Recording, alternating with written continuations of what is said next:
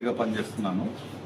ఇప్పుడు ఇంతకుముందు చెప్పినట్టు ఈ సాయిల్ టెస్టింగ్స్ వీటి అవసరం ఏంటి?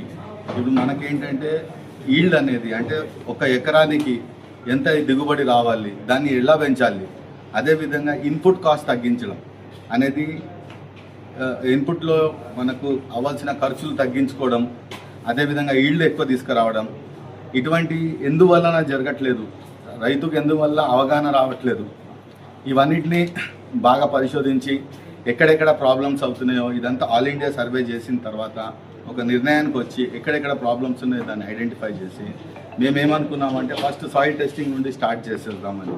సాయిల్ టెస్టింగ్లో స్టార్ట్ చేసిన తర్వాత మొట్టమొదలు మనకు వచ్చే బెనిఫిట్ ఏంటంటే పెట్టుబడులు తగ్గిపోతాయి, వచ్చే లాభాలు పెరిగిపోతాయి, ఎప్పుడు ఏ క్రాప్ వేయాలి అన్నది సరైన సూచనలు మా కంపెనీ నుండి ఇవ్వడం జరుగుతుంది.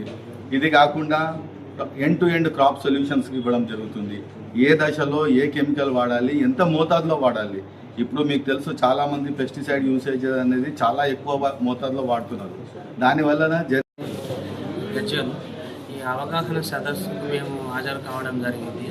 ముఖ్యంగా మేము తెలుసుకున్నది ఈ అవగాహన సదస్సులో భూమి యొక్క సారం ఏ విధంగా ఉన్నది, మట్టి పరీక్షలు ఒకటి, అంతేకాకుండా ఇతర రైతులు ఏ విధంగా పండిస్తున్నారు, మనము ఇలా సదస్సు ద్వారా మనం ఏ విధంగా పండించుకోవాలి, ఏ విధంగా పెట్టుబడులు తగ్గించుకోవాలి అని ఒక అవగాహన సదస్సు తెలుసుకోవడం జరిగింది.